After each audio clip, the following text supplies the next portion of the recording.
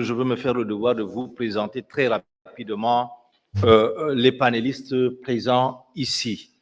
À ma gauche, nous avons Madame Alvin Henriette Assembendi, qui est enseignante au département d'histoire de l'université de Douala au Cameroun, qui va nous parler de la gestion de l'état civil en situation de crise en Afrique.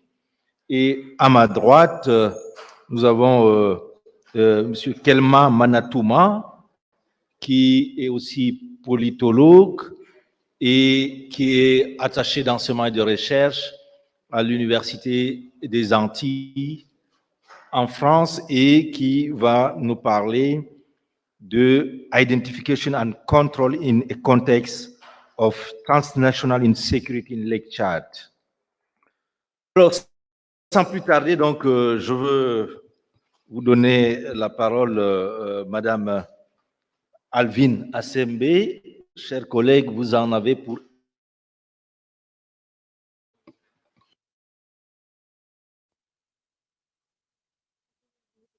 Bonjour à tous.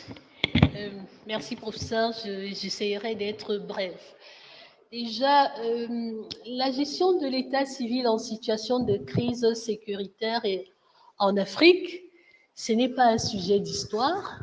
C'est vrai, je suis historienne, mais c'est un sujet beaucoup plus, je l'ai abordé dans une dimension de protection des droits de l'homme, parce que l'état civil, merci, l'état civil, c'est avant tout une question de protection du droit à l'identité et de la personnalité juridique.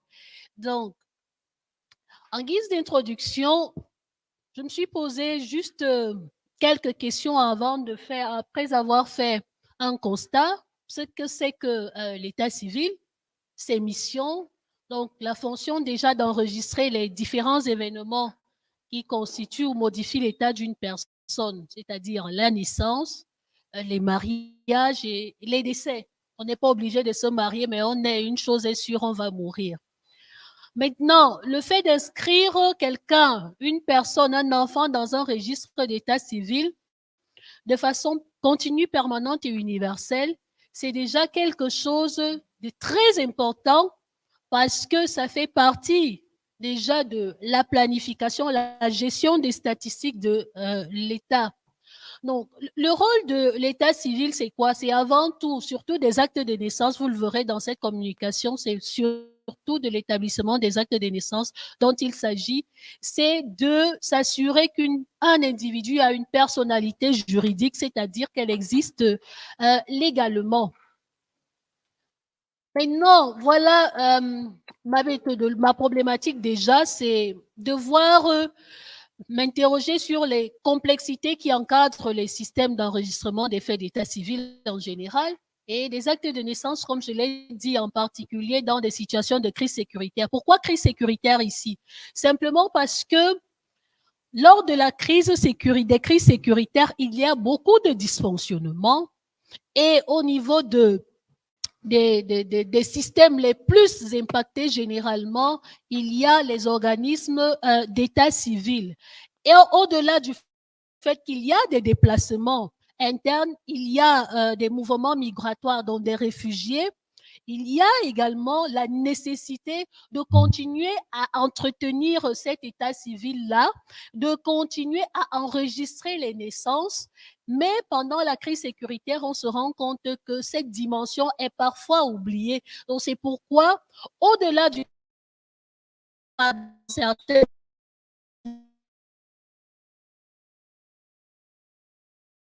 dans la préservation de l'état civil. Bon, comme la méthode inductive, elle est utilisée ici, ainsi que le systémisme, je rappelle déjà qu'une partie de mes informations ont été récoltées sur le terrain à Kolofata et à Mozogo lors des descentes des enquêtes qu'une ONG dans laquelle je travaille a eu à organiser. Voilà le plan. On va poursuivre avec le déroulé. Déjà, le diagnostic et le dysfonctionnement de l'état civil dans les régions en conflit. Comment comprendre le goulot d'étranglement? On constate que L'absence de l'acte de naissance déjà est un facteur de vulnérabilité très important. Et ça fait que pendant les crises sécuritaires, au moment de la reconstitution, on ne sait plus par où commencer. Ça, c'est un gros problème. Et généralement, dans le cadre de la reconstruction et de la réinsertion des populations après les crises, il y a ce problème qui est l'établissement des actes de naissance. Pourquoi dans les zones sécuritaires, les régions en conflit, on ressent cela? Déjà parce que, du moins pour ce qui est du Cameroun, par exemple, pour ce qui est du Cameroun, dans les régions étudiées à l'extrême nord, on a constaté une démission de l'État. Parce que c'est des zones à la périphérie, parfois on ne retrouvait pas les démembrements de l'État, parmi lesquels les services d'état civil. Pourtant, dans la Convention des droits de l'enfant, notamment ses articles 7 et 8, l'enregistrement de l'enfant à la naissance est exigé, était un devoir pour les États partis à cette Convention des Nations Unies. Donc, il y a ce problème au Cameroun et dans la zone du bassin du lac Tchad en particulier, justement, ces périphéries n'ont pas toujours un service de l'état civil assez efficace. C'est le même constat qui est fait en République centrafricaine, mais plutôt au niveau des zones urbaines, parce qu'on pensait que à un moment, le problème d'état civil se posait juste au niveau des périphéries parce que l'État ayant démissionné. Mais en République centrafricaine, on se rend compte que les principales villes, que sont Bangui et Berberati, se retrouvent parmi ces villes qui ont un faible taux d'enregistrement des naissances pendant les crises. Donc, pour cela, les États africains ont été obligés donc de réagir, on le verra plus tard. Maintenant, un autre élément qui justifie ce problème, c'est l'affaiblissement d'un système déjà fragilisé. Comme je l'ai montré tout à l'heure, au-delà de l'absence même des personnes qui peuvent travailler dans le service de l'état civil, il y a également le sous-financement et donc le manque de ressources qui justifie ce problème et expose un peu plus les populations vulnérables. En grand deux, l'impact donc des crises sécuritaires dans le domaine de l'état civil, l'établissement des actes de naissance. Bien entendu, il faut renouveler, redessiner la cartographie de l'état civil après un conflit, pendant le conflit et même après le conflit. Et pour cela, il faudrait avoir les différentes statistiques et données officielles. Donc, on constate quand même, pour ce qui est, par exemple, du Cameroun, que depuis janvier 2021, l'OCHA a reçu 400 979 élèves sans acte de naissance dans la région de l'extrême nord, dont 35 671 en classe de CM2 et donc ils doivent présenter un certificat d'études primaires. Ça pose un sérieux problème. Donc, voilà un problème. Et maintenant, au niveau des enfants retournés ayant besoin d'actes de naissance à travers la procédure de jugement supplétif, on a constaté que également il y avait, pardon, je vais très vite, il y a ce problème au niveau du Logon et Chari qui a connu une crise communautaire, du Mayo Sava et même du Mayo Tsanaga. Donc il y a ce problème-là dont il faut tenir compte. Maintenant, au niveau, quelles sont les mesures qui ont été prises par les pouvoirs publics avant le manque de volonté politique, mais de plus en plus, il y a une volonté politique au niveau de l'Afrique. En Centrafrique, par exemple, la présidente de transition, elle a pris, Madame Samba Panza, a pris quand même une décision d'intégrer les enfants fantômes à travers la décret rendant gratuits les services des actes de naissance. Maintenant, pour ce qui est de l'intégration des catégories vulnérables dans les statistiques officielles, c'est une dimension très importante dans ce cadre-là. Et on a constaté lors de nos enquêtes que dans les arrondissements de Kolofata et du Mayo-Moscota, par exemple, 66,7% des femmes n'avaient pas d'acte de naissance. Et ça pose un problème parce que ces femmes-là ne sont pas reconnues dans les statistiques officielles. En troisième partie, donc, pour parler de l'invention, de la réinvention d'un système de gestion résilient et efficace et l'établissement des actes de naissance en contexte de crise, on constate que Comme je l'ai dit, les dirigeants africains ont une volonté politique, mais il manque quand même des moyens. Ils ont développé des boîtes à outils pour certains, et d'autres sont encore en phase, on va le dire ainsi, de réveil. Alors, oui, voilà les réponses des pouvoirs publics, la déclaration de Yamoussoukro, l'amélioration de la résilience, la protection et la sécurisation des registres d'état civil, la réforme de l'état civil au Cameroun, par exemple, fait partie de ces réponses des pouvoirs publics. Au Mali, le gouvernement a élaboré le guide du citoyen en matière d'enregistrement des naissances. Et ce qui est original dans l'expérience a été traduit en langue locale, 5 langues, une meilleure appropriation, toutes les différentes couches de cet outil très important. Et au Cameroun, depuis 2009, on a la réforme de l'état civil. Maintenant, je reviens à Kolofata, qui a également une expérience assez intéressante avec le BUNEC, c'est de créer des centres d'état civil. Formation sanitaire, c'est un projet pilote pour le moment, on l'appelle SEC-Enfosa, qui fait que la maman sort de l'hôpital avec l'acte de naissance de son enfant et ça montre des résultats. Pour ce qui est de Mozogo, qui est en plein fouet, qui est frappé régulièrement par Boko Haram, le maire de Mozogo, l'actuel maire, a pris sur lui de déplacer 9 centres d'état civil, vous voyez les localités, pour les ramener dans des localités un peu plus sécurisées. Donc ça, c'est un élément très important. On a également les acteurs non étatiques qui travaillent, GIZ, AFD, la Suède, plusieurs ONG qui travaillent à l'accompagnement de cela. On peut revenir avant la conclusion sur l'action du maire parce qu'il faut voir que le maire n'a pas, c'est une initiative personnelle qui n'a pas reçu l'assentiment du conseil municipal, mais on comprend que le maire est fougueux. Sa volonté, c'était justement de sécuriser l'état civil, mais dans le code de la décentralisation, les CTD ont la possibilité d'initier de pareilles choses pour sécuriser leur commune. C'est le moment pour le législateur, justement, ce qui est état civil en contexte de crise pour que ça n'aille pas dans tous les sens. Donc, en guise de conclusion, on peut dire que la gestion de l'état civil en situation de crise sécuritaire en Afrique est préoccupante, mais toutefois, compte tenu de l'enjeu de ce système dans la planification, parce qu'on a besoin de données, et le développement d'un pays, c'est un mécanisme de résilience qui prend forme au niveau national et régional. Longtemps, on n'a pas considéré l'état civil en Afrique comme étant un outil de planification.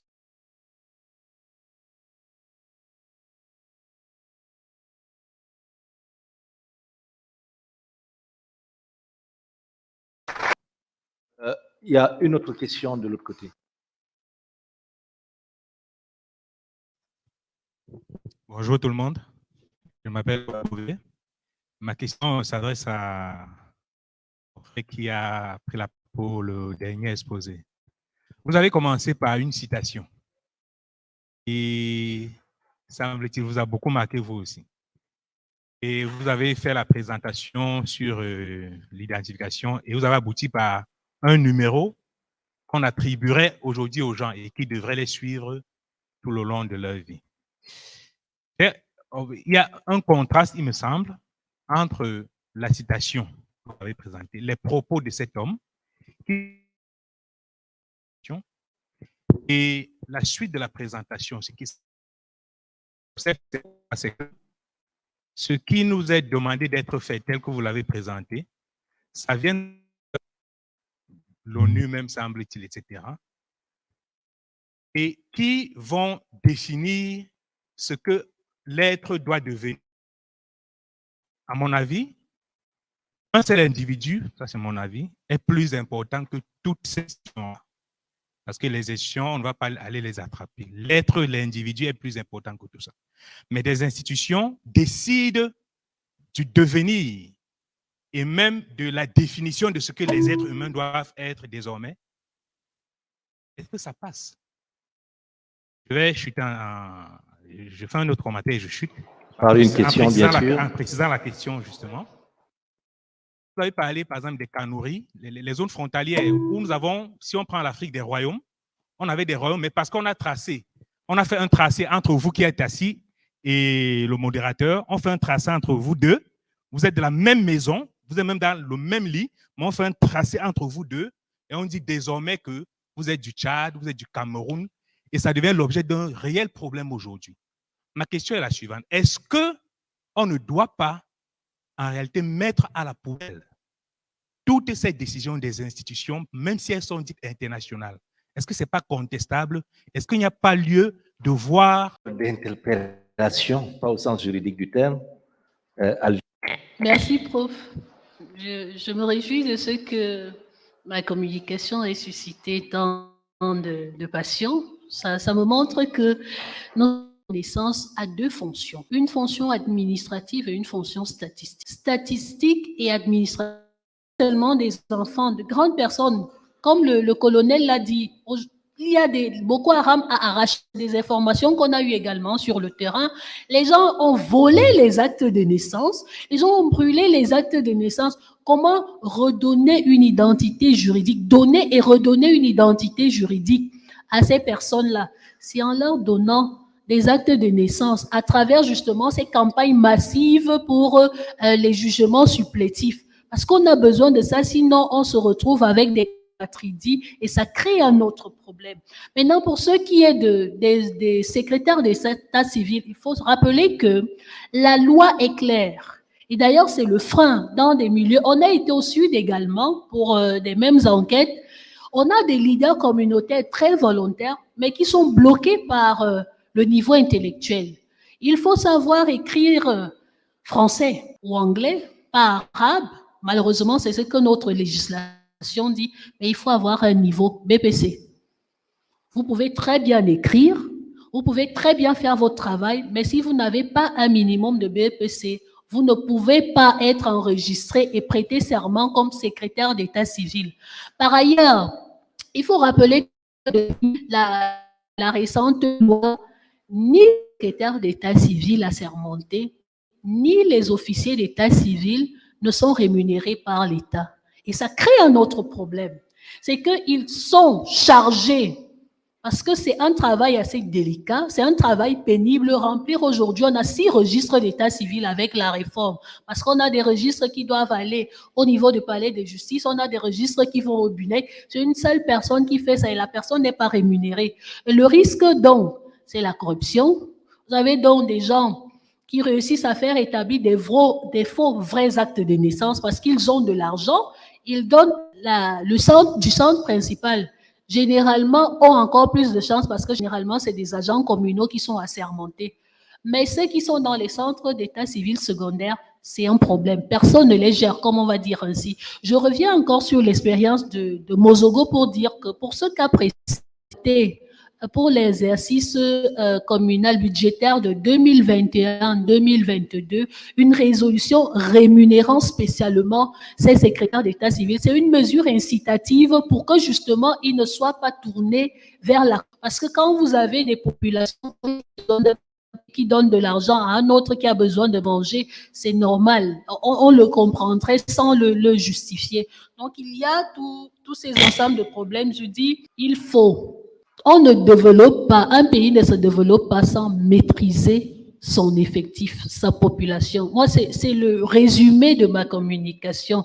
Et en temps de crise, au-delà de, je suis par là, au-delà de la pauvreté de ces régions, il y a que la fragilité se multiplie avec le contexte de crise. Donc, il est temps qu'on ne pense plus que quand on va à l'école, parce qu'on a également rencontré des personnes qui se disent que l'acte de naissance, c'est quand on va présenter le CP. Non, l'acte de naissance, c'est au moment où l'enfant naît. À partir de ce moment, l'État doit être au courant qu'il est né, pas seulement la famille. Merci. On a compris que l'acte de naissance n'est pas fait pour qu'on aille seulement à l'école. Kelma. Merci pour votre question. Il faut savoir que les institutions existent, même au-delà, dans une sorte de définition qu'on pense. Nous sommes tous dans des institutions, que ce soit les institutions sociales. La famille est une institution. Mais je comprends, vous parlez des institutions, des normes, sur les questions, par exemple, la question de la biométrie, par exemple. Mais votre question qui est celle des frontières, les questions de frontières, après partage de camembert, chacun prend sa part. Dans les années 60, au début des années 60, africaines, qui se sont posées et on a sorti quelque chose qui s'appelle l'intangibilité des frontières. C'est-à-dire qu'il faut garder les frontières qui ont été héritées pendant la colonisation. Ça, c'est ce qui a été dit par les chefs d'État qui sont nos chefs d'État. Alors, décider aujourd'hui, je vous comprends entièrement, je suis très d'accord avec vous parce que je travaille sur ce sujet et je vois aussi ce qui se pose comme problème sur le terrain. Et quand on vient au lac Tchad, les gens se marient entre eux, ce sont des cousins, et finalement, vous êtes Camerounais, vous ne pouvez pas traverser de l'autre côté. Oui, un peu la chance avec la question de la CEMAC, on peut encore le faire. Mais du coup, il faut absolument avoir une documentation qui peut être résolue, ne peut qu'être résolue par ces mêmes institutions qu'on critique. Parce que aujourd'hui, c'est quoi l'instance suprême au niveau de l'Union africaine? C'est l'Union africaine qui doit au moins se poser cette question de frontières. OK, on doit arrêter, on revient à nos frontières. Est-ce que, je ne sais pas, nos frères de Marois vont accepter de répartir du côté du Tchad? C'est un peu la question. Ou bien nos frères de Koussiri, on dit, OK, nous, on est proche de Koussiri, on se voit que les Tchadiens viennent boire de la bière chez nous, c'est mieux d'être avec eux que d'être du côté du Cameroun. Ou bien, est-ce que les Tchadiens vont dire, OK, ceux qui sont à Walia, à Guéli, nous sommes proches du Cameroun, ça serait mieux qu'on parte de l'autre côté. C'est toute une question, c'est un ensemble de questions qu'on peut se poser à ce niveau-là. Du coup, la responsabilité était d'abord des chefs d'État africains à cette époque-là. Oui, on sait que ces frontières sont héritées de la colonisation, mais qu'est-ce qu'il faut faire à ce niveau-là? Même déjà, il y a des espaces qui restent encore, qui posent des questions parce que, à un moment donné, les États n'ont pas pu régler ces problèmes qui existent à ce niveau-là. Du coup, moi, je suis entièrement d'accord avec vous qu'il y a un problème de frontières. C'est juste qu'on nous a séparés par les frontières. Et ce qui matérialise les frontières, c'est quoi? C'est ce document qui s'appelle la carte d'identité. Parce que c'est un symbole. C'est ce que je disais. Si je suis en train de voyager avec mon pays dans ma poche, c'est pareil comme vous. Si vous voyagez partir, je ne sais pas, je pense qu'il y a aussi des difficultés à ce niveau avec la Guinée équatoriale et le Cameroun.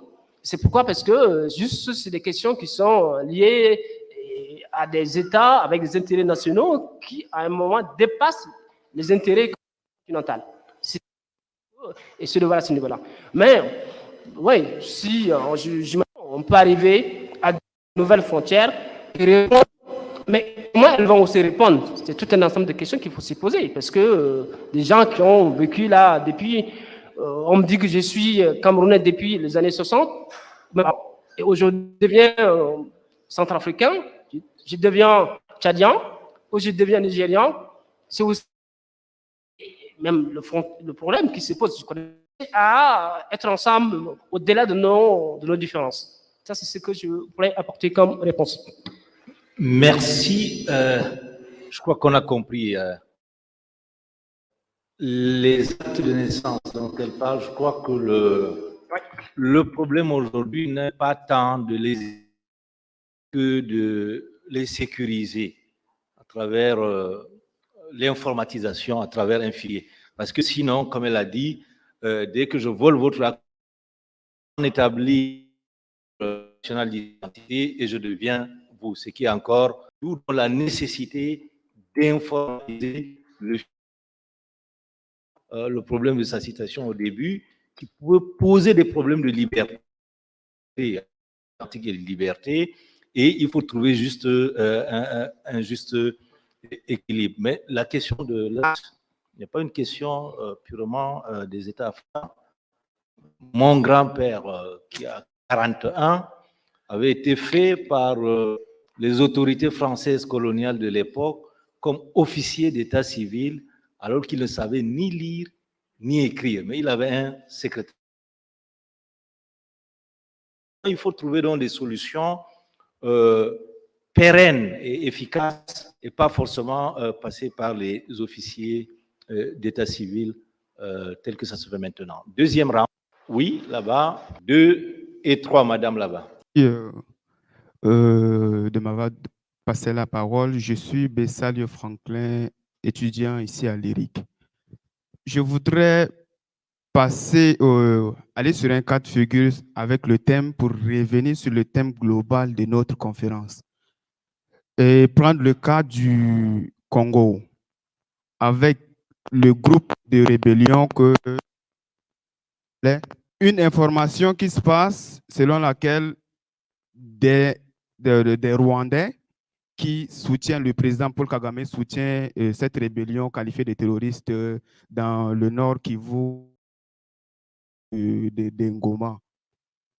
C'est par rapport à cette identification, bien sûr, de ces cartes d'identité qu'on arrive à déterminer si un État soutient ou pas un autre État ou cherche à déstabiliser cet État. Maintenant, pour revenir à notre thème sur l'islamisme, proteste terroriste, plus de sécurité, des ONG qui sécurité, qui luttent contre l'insécurité et tout ça, mais pourquoi les chercheurs, ce qu'ils exposent ici, ne se questionnent pas sur la question de l'insécurité? Qui finance l'insécurité? C'est terroristes? Non, on s'intéresse moins. Je voudrais savoir si une autorisation, parce que anthropologues, nous avons eu des journalistes, est-ce qu'ils refusent délibérément de se questionner sur cette question? Parce qu'on montrait aussi l'image des femmes hier, des femmes vulnérables, mais la femme avait déconstruit cela. Est-ce que c'est qui finance l'insécurité? Il y a des ONG qui s'occupent aussi de... Qui finance? Comme le panel, c'est sur l'identification, est-ce que vous pouvez identifier les bailleurs de fonds de l'insécurité? On verra. Il y avait un deuxième doigt là. Good morning. I'm Franklin from the University of Boya.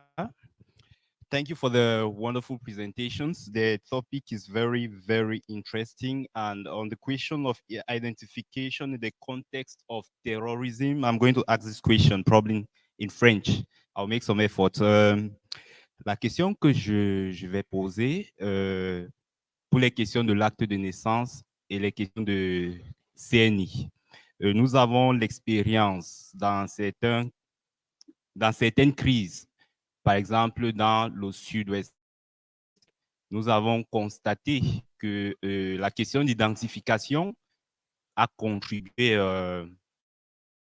le contexte, c'est-à-dire qu'à partir du moment où un groupe rebelle ou encore un groupe terroriste vous identifie comme étant peut-être de cette nationalité ou de l'autre, ça peut justement porter une situation peut-être aggravante, peut-être dans, je ne sais pas, la prise d'otage, la peine qui est infligée juste à l'individu et parfois même des attaques de ces différents groupes rebelles ou terroristes envers des personnes soit identifiées comme de membres du gouvernement, ainsi de suite. Voilà. J'aimerais savoir si dans le cadre de vos travaux et pour ce qui est justement du terrorisme dans le bassin du lac Tchad, ce problème s'est posé ou ça se pose et comment ou quelles sont les mesures qui ont été prises justement par les acteurs, que ce soit les pouvoirs publics tels que vous avez énoncé ou encore les particuliers justement pour contourner toutes ces difficultés liées à l'identification. Merci. Troisième, la dame. Bonjour, Kultumi Babette, anthropologue. Ma question justement s'adresse aux deux panélistes.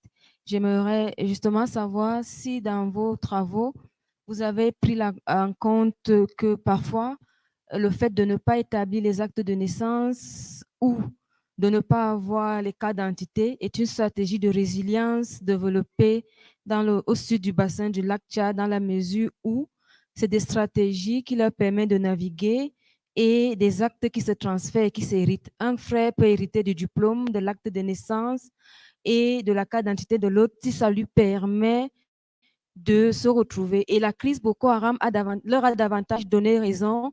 Ils peuvent aller au Niger, au Nigeria, au Tchad, au Cameroun, sans s'inquiéter parce qu'ils ont toutes les pièces dans leur poche. Et du coup, la question de la citoyenneté d'opportunité se pose et on se demande justement, quand on interroge déjà cette question, comment donc régler ou résoudre les problèmes de sécurité dans cette zone-là quand on a des personnes hybrides ou des personnes caméléons qui naviguent comme ils peuvent et ils traversent les frontières, justement. Est-ce que vos travaux questionnent cela pour qu'on puisse stabiliser cette zone? Ça a favorisé en même temps, ça a défavorisé, mais c'est une stratégie de résilience. Comment questionner donc la citoyenneté d'opportunité? Merci. Merci. Cette fois-ci, je veux commencer par ma droite. Vraiment, il faut être très bref dans vos réponses. Merci. Qui finance, je ne sais pas, extrêmement complexe. Je ne sais pas, je pense pas que, je ne sais pas s'il y a un général qui a travaillé dans, c'est pas dans le dispositif d'armement, c'est pas tchadien ou bien camerounais qui peut savoir ça. Mais la guerre, l'économie de la guerre, elle existe. Ceux qui travaillent sur ces questions connaissent très bien. Du coup, je ne maîtrise pas ce sujet et je ne pense pas que je vais m'hasarder pour dire des choses qui ne sont pas réelles. Il faut à un moment donné être clair. Sur la question qui a été posée là par notre ami, notre collègue, sur la question de l'usage même de l'instrumentalisation des documents d'identité. Dans l'histoire même de l'institutionnalisation des cartes d'identité, il y a tout un ensemble de choses qui se sont faites. Dans les années 45, 40, il y avait des cartes d'identité où on écrivait juif. Et du coup, le gouvernement Vichy utilisait ces cartes d'identité pour aussi identifier des juifs qui pouvaient aussi certainement être déportés en Allemagne. Du coup, c'était aussi la carte d'identité. Pas loin, juste à côté de chez nous, juste à côté, c'est pas en Centrafrique ou c'est pas au Congo, RDC, mais au Rwanda, par exemple. Il y avait des cartes qui étaient écrites Tutsi et Hutu, pardon. On a utilisé ces cartes pour aussi éliminer des gens qui étaient des potentiels ennemis. Ça, c'est aussi des questions de carte d'identité. Les cartes d'identité sont en quelque sorte des modalités d'exercice du pouvoir. Ce sont des instruments de l'État. Et ça dépend comment l'État instrumentalise ces documents-là. Est-ce qu'il instrumentalise pour dire que oui, à un moment donné, chaque citoyen doit avoir une identité juridique, comme disait ma collègue. Est-ce qu'il faut aussi reconnaître que, par exemple, la question de l'état civil, dans certains espaces, souvent, ce sont des garçons qui détiennent ces documents. Et il y a une question de droit de l'homme qui se pose. Et pour aller à l'école, il faut avoir un document d'identité qui peut être l'acte de naissance. Pour obtenir, je ne sais pas, une aide, ouvrir un compte à la banque, il faut avoir un document. Du coup, finalement, les documents d'identité deviennent des objets qui sont des objets au quotidien de la vie. Parce que parfois, on ne se pose même pas de questions. Ils sont complètement banals qu'ils sont juste dans notre portefeuille.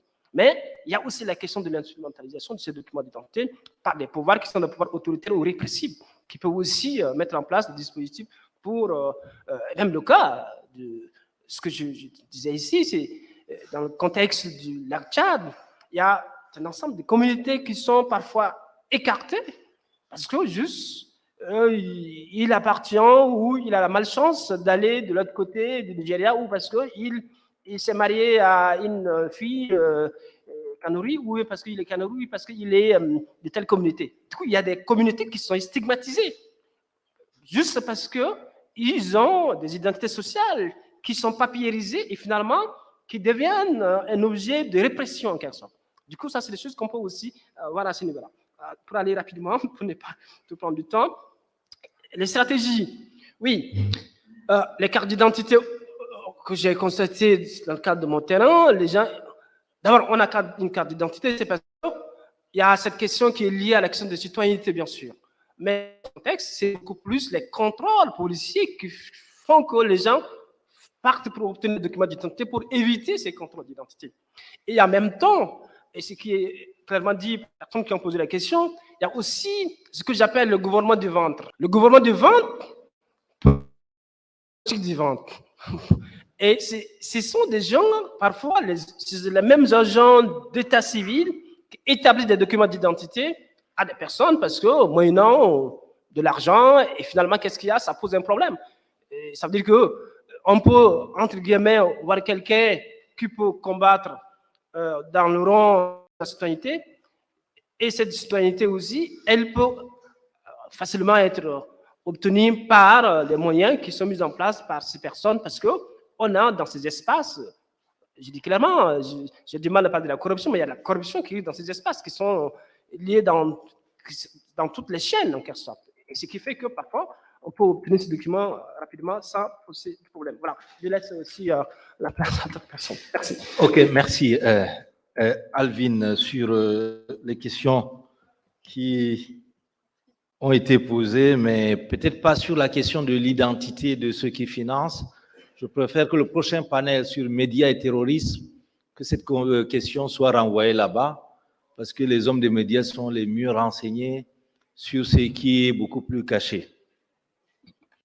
D'accord, mais si je peux me permettre, je dirais c'est des entrepreneurs du terrorisme, du chaos. Le terrorisme est une entreprise désormais. Bon, maintenant, mais on va vous poser la question, les entrepreneurs du terrorisme, ce sont les qui? Les experts tout à l'heure nous le diront. Pour ce qui est de la réponse à apporter par les autorités publiques, je parlerai déjà de la réponse du gouvernement camerounais à votre question.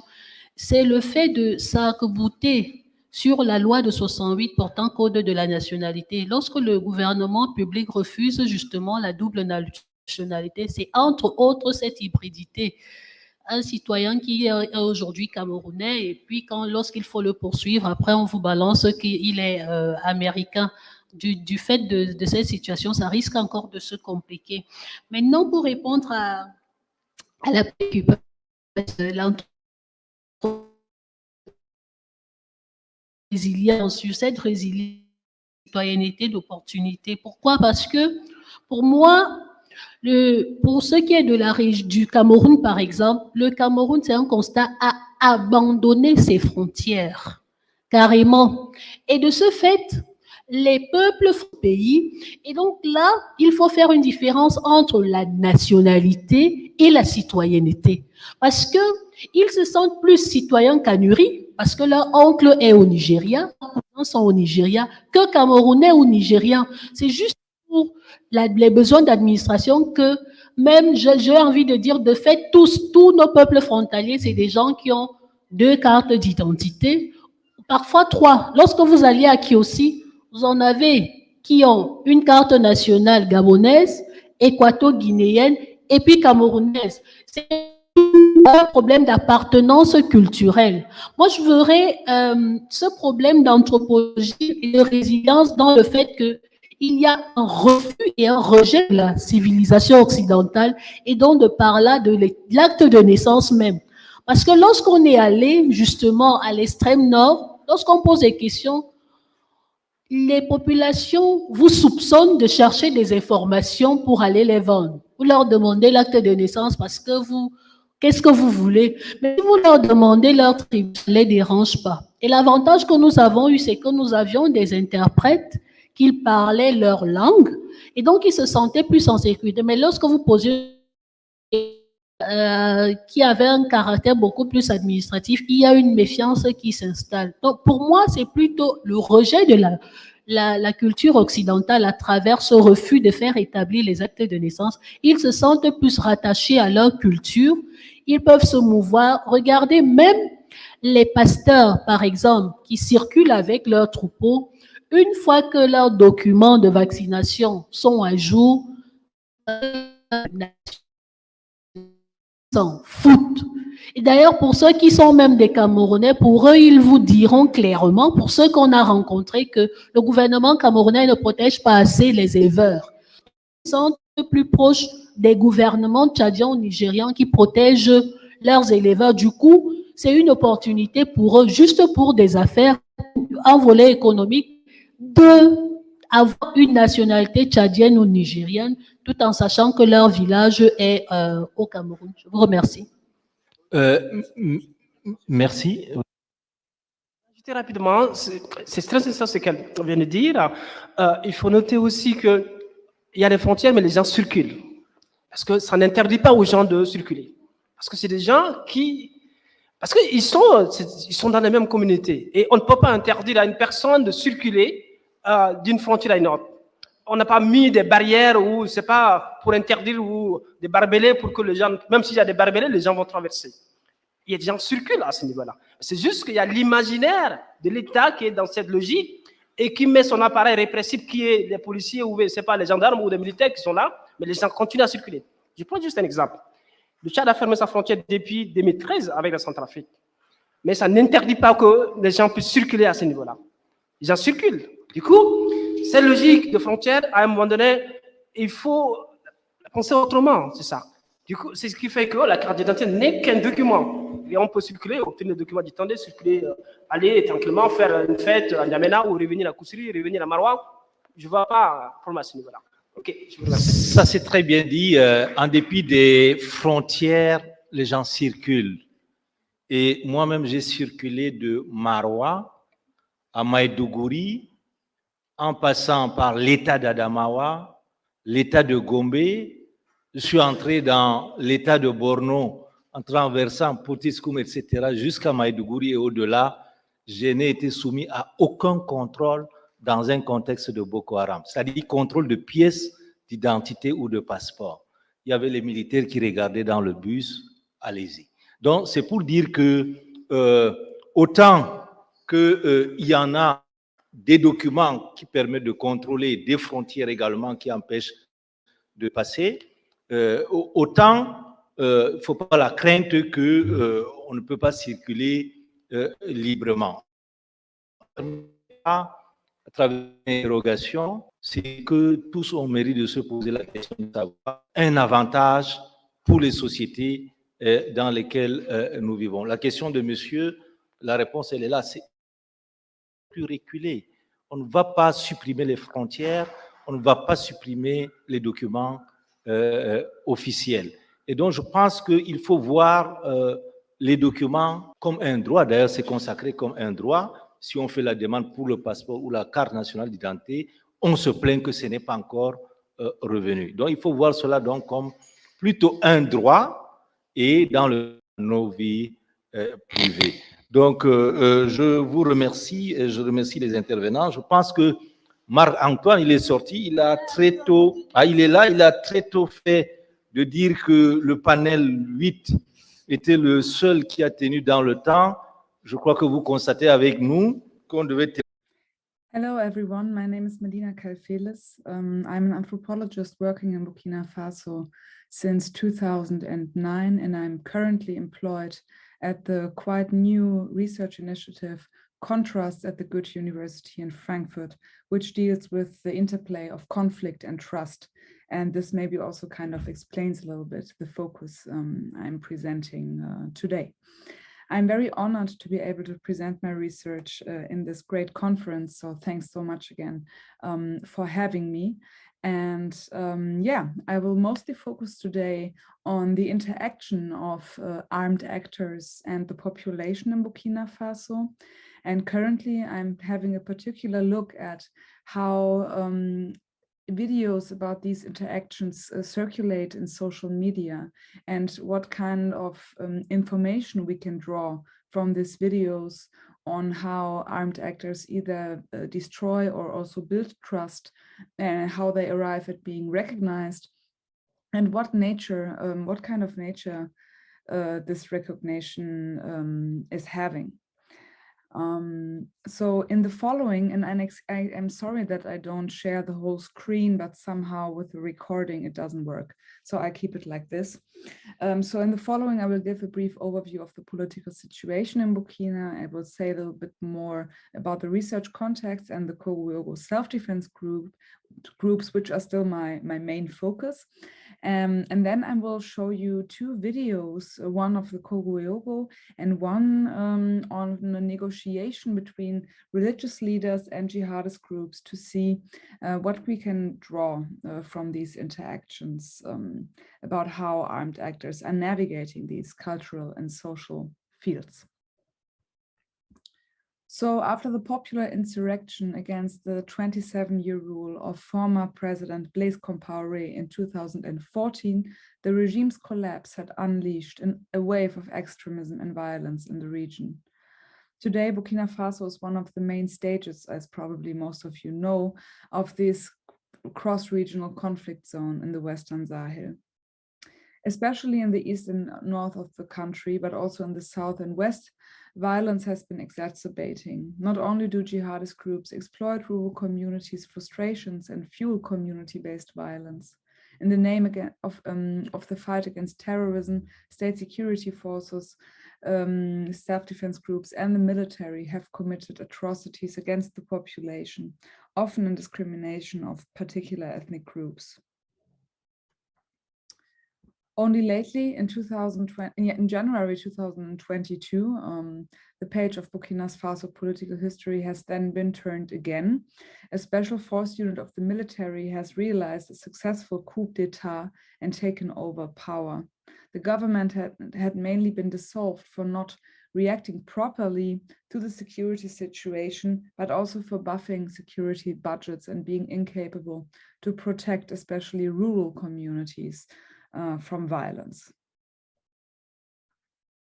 So with this political situation in mind, let me give you an idea about the Kogo-Yogo's emergence, their political architecture and main practice. The Kogo-Yogo emerged post-2014 after the fall of Blaise Compaoré. In 2016, they had mushroomed almost nationwide. Their main agenda is to fight thievery, banditry, and petty crime by catching alleged delinquents, which also means that most units have their own prisons and realize mediations during which they gather alleged victims, accusers, witnesses, and relatives to negotiate guilt and proper compensation. The punishments can include public beatings and other forms of abuse, which is also why the Kogo-Yogo are accused of violating international human rights. However, it is also important to explain that the Kogo-Yogo are not a homogeneous entity. Their practices are really differing across the different regions. Their number is estimated to be around 4,000 units, although it's not clear where this number exactly comes from. What is in fact really interesting about the groups is that they are organizing cross-regionally, they are tracing criminals across borders, and they bring court subjects back to the community where they have committed the crime and where another Kogo-Yogo group is responsible for.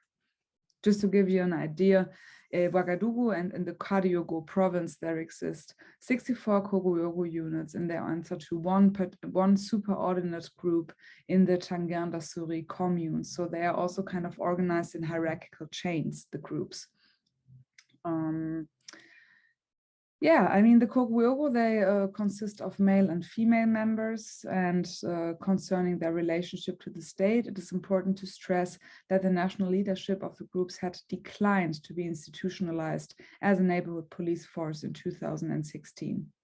Since then, they proceed autonomously, but informally dependent on the state's goodwill and tolerance.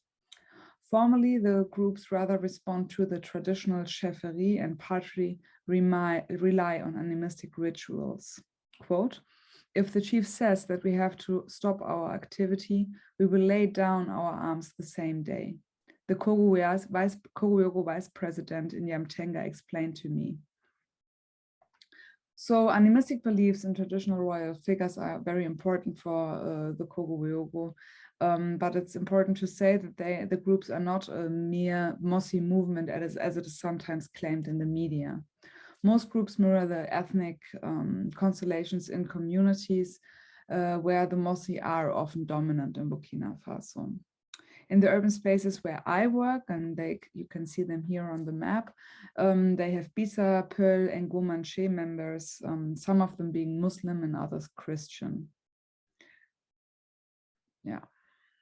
So that being said, let me now turn to the two videos I want to present to you to just look a little bit at the connection between media, violence, and trust, and especially to ask how can we gather knowledge on how these armed actors are engaging with the population to produce trust, to work toward close relations with the population, and also how they destroy trust by some of their behaviors. So I will show you now the first video. which is from the Koguyogo groups. Ya yam tin call you la wotone. And you are we P. Period on air with Salahanya. Nanta Dinuramba, yam tin call him to Malawato. Quay and be period on our task. We can have so gility, it don't kill out. The barca, some busy. I don't know if I'm going to can't be the food.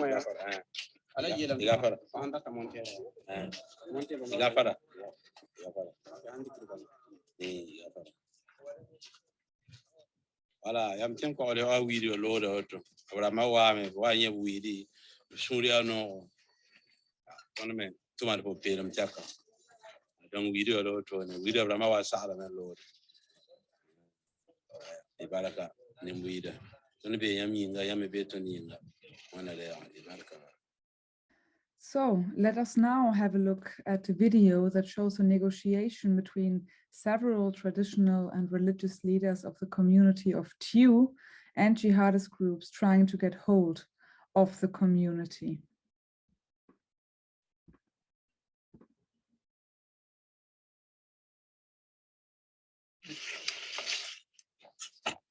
Yamba kwa mogombe mburka. La mati nera samani yelle. Diga boli yamba ntose. Yamba tetana mani yella. La yamba tuba tose yamba. Nambo samba jinkanga. Beba mbebe mina figis mbebe. Allah. Nina na abela na mboli yamba ntose. Tetana mani woto. Kasore ya bekai apamani. Ndata mche nyak nida yenta hana armasinzi. Armasan ti zakana ya woto. Fondu fabe ko. La nida ya araboli yambanto ko ta zakana ya woto. Ti yamba sakantu ngwamana sobai.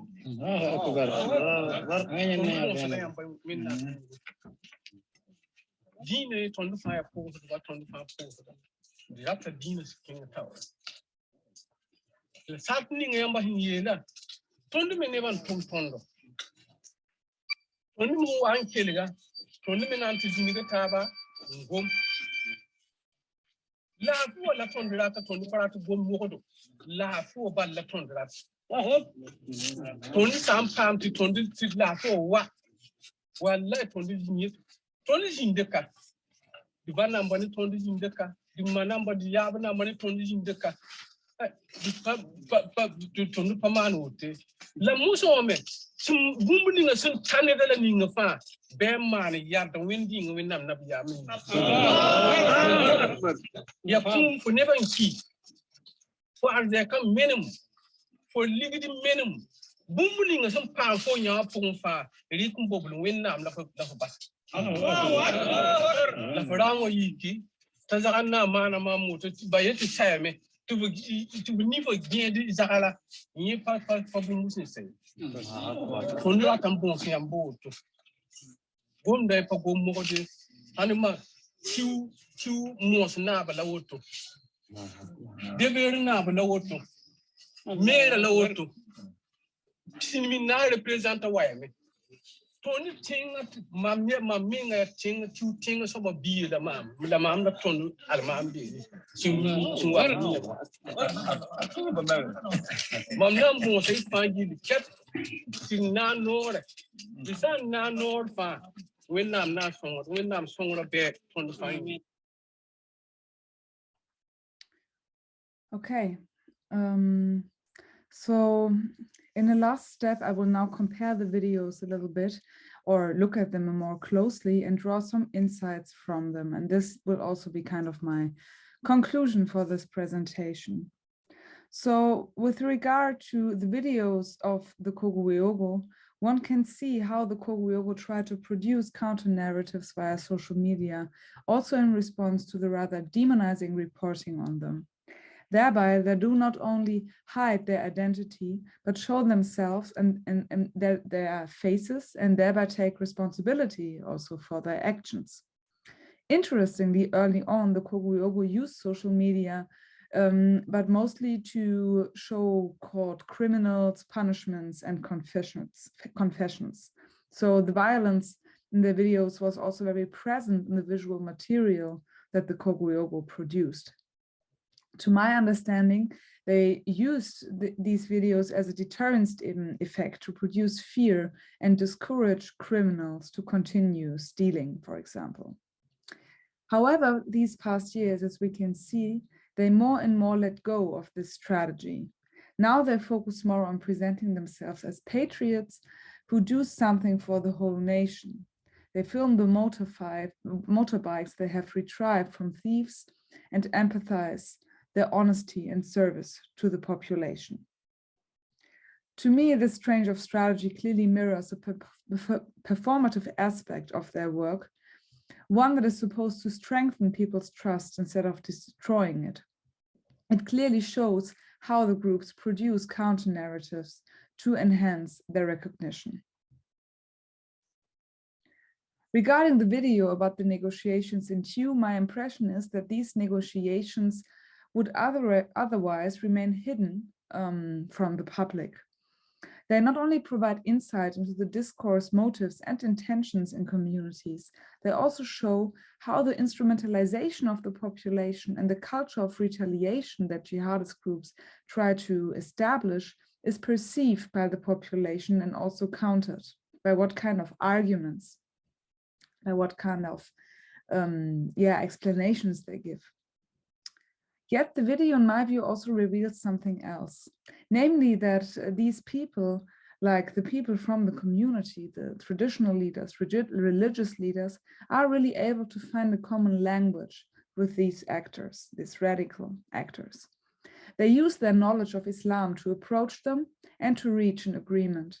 This may indicate also why local peace negotiations are most likely to succeed. Local actors are able to highlight commonalities with these groups and maybe build a fragile connection.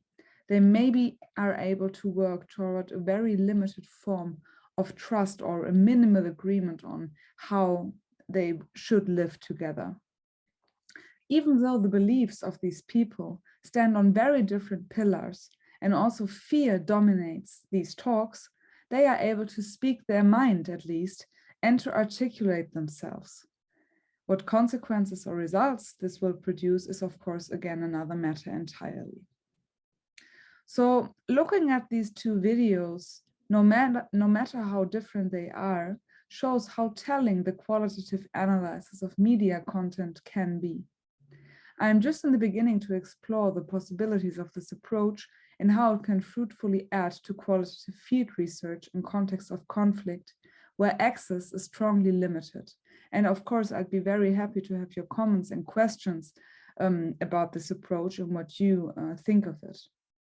I think it is really important also to openly approach the ethical and practical challenges when showing and using this kind of data.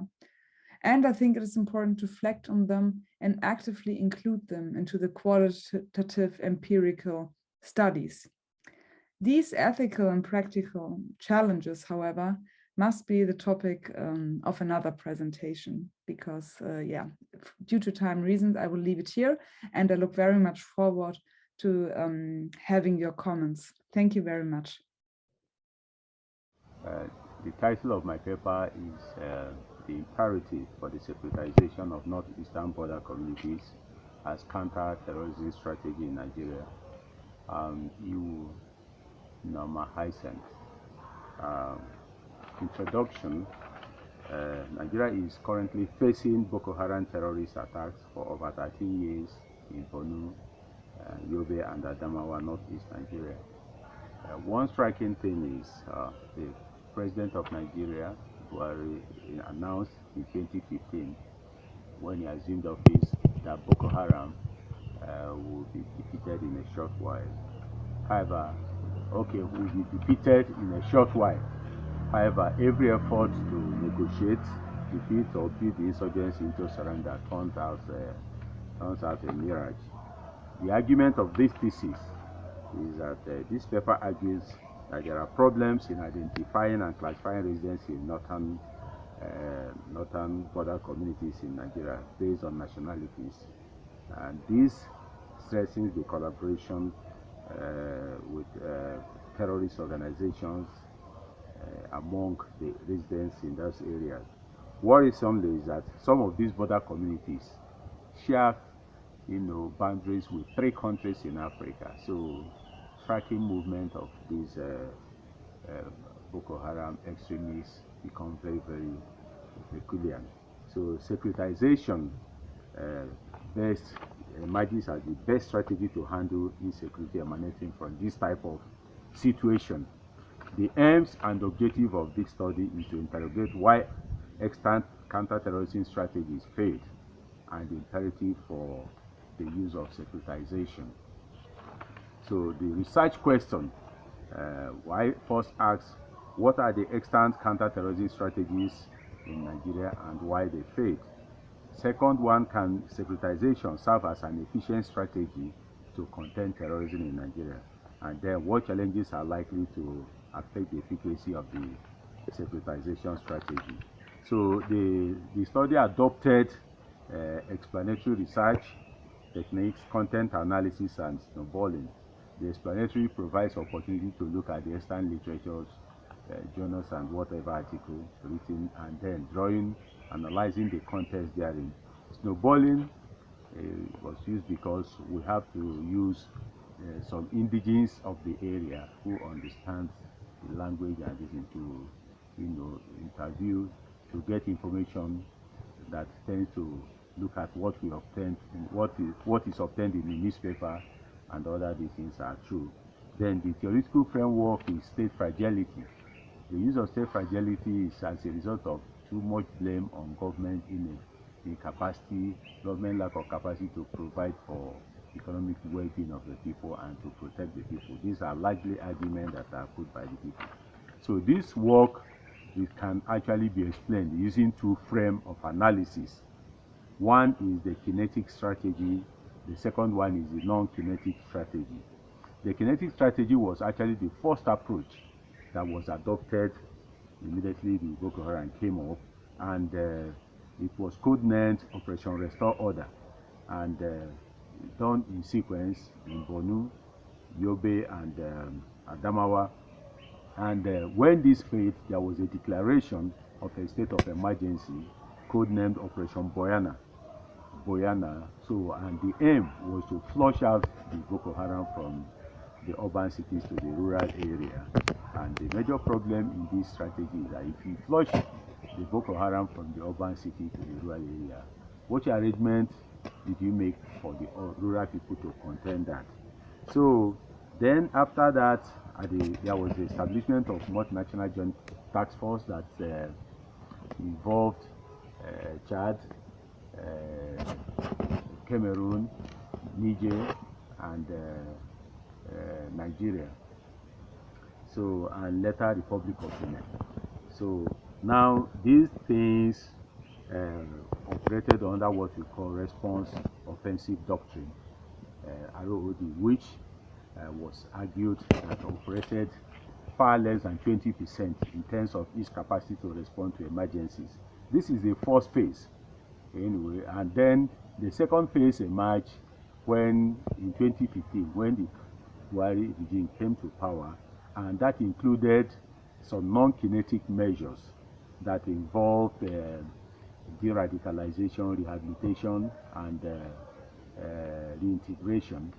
Then establishment of Northeastern Development Commission, and the movement of the military headquarters to Borno, appointment of an indigene of Borno, and some other measures that were, taken to enhance to the morals of the military, which was argued to have been depressed under the first phase.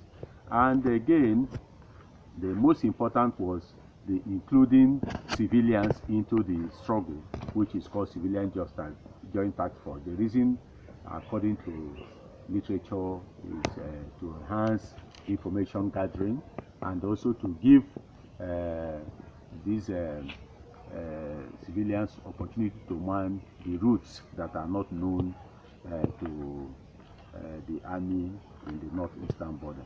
So, but all this actually failed. In fact, it failed as well, and then the Boko Haram terrorism continued to be lethal. So, hence this calls for the need for the securitization, which I argued in this paper. Securitization is a concept that emerged in Europe, especially during the Cold War, when actually security was not just, you don't give security from the point of shooting of a gun, or what we call concrete security. Then it was based on speech acts, especially within the Eastern Europe, that have to be, have to be conscious of who is saying anything against the, saying something in favor of the, the Western democracy. So that is just that. So the Speech Act is the main thing about monitoring security through a Speech Act, which can actually be said, can be adopted in the northern communities, because some of these insecurities are expressed in actions and all that. And again, there is what we call social capital that is also part of the securitization, because the implementing agency or the organization, which is actually the elites, defines what is security, and then we also have to be conscious that if they have to label a particular issue as insecurity, as constituting insecurity, the people will also have to work from them. So one thing about that is that any security situation that raises to a level of what we call existential threat has to be taken, extraordinary measures have to be taken to deal with such. So that is why securitization is actually looked at. So not eastern border communities in Nigeria present such situation. One is that the porous border, which was identified, the communities there oppress what we call maximal border lands in northeastern communities that are actually ungoverned in this thing. And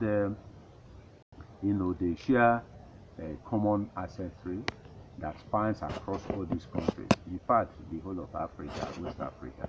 And this poses a problem that these extremists can easily catch on them.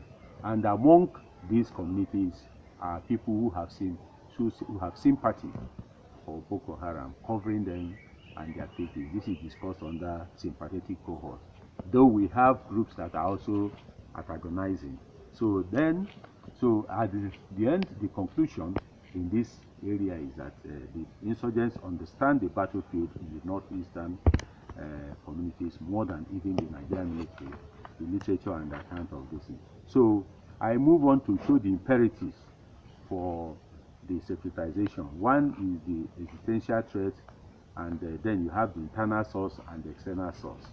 So the external source actually emanates from the contested meaning of what constitutes security. Ab initio, the elites have had problem at defining what is security. They have often been confronted by other elites and what constitutes security. Like when Jonathan decided to have an interview with some of the escaped Boko Haram girls, he was rebuffed. He was rejected from doing that this is against the Islamic religion.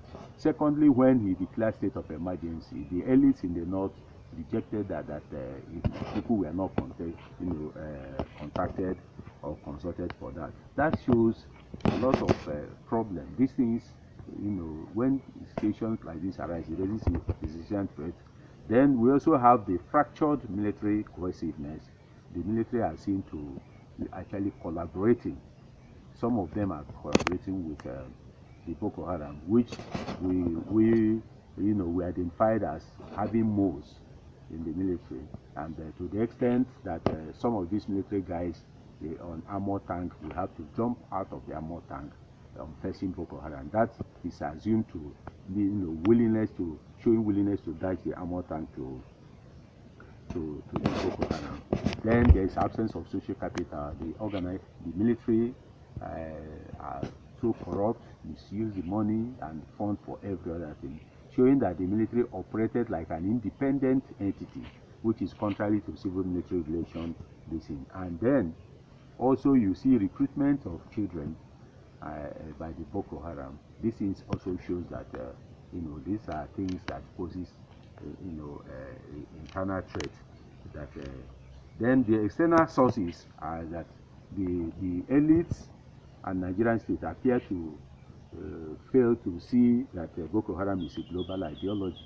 You see, if you look at Northern King's clash of civilization, the Islamic civilization has been competing, and the only way, like Osama bin Laden sued for, is that the way to do it is to go by force, attacking against Western interests, and Muammar Gaddafi's position in Nigeria, that Nigeria should be divided into two, the Muslim North and the Christian South. And then further is that the fragile state in Libya now has created more problems, more problems than it is, because a lot of arms infiltration is coming into Nigeria. The findings of this study shows that there is extreme marginal borderland in northeastern Nigeria, and there are also influx of foreign extremists again, and there is subtle and manifest radicalization, of the indigents, and then there is sympathetic cohorts. Okay, so one of the arguments for those people who argue for non-kinetic measures is that they are influenced by Marxist thought, blaming poverty and the rest of them. But this group failed to understand that Yusuf, whom even the leader of this Boko Haram at inception had about 80-kilometer farmland, which and was providing loan to people, soft loan, and there are a lot of external funders and rich people. So the argument is defeated. So that shows that the sympathetic cohort is actually deliberate, and they will have more of religious influence than the economic influence, as people tend to blame it. So we recommend that securitization is the best strategy to be deployed to handle security that operates in this nature, and therefore securitization will require extraordinary measures. So, and some of these measures sometimes are kicked against by civil society and some scholars, but that does not really nullify its relevance, because when something raises existential threat, extraordinary measure is required, because if it's not done, the situation will be worse than that. So the summary and conclusion is that Boko Haram attacks remain legal, and then securitization is the best approach to this. Thank you so much.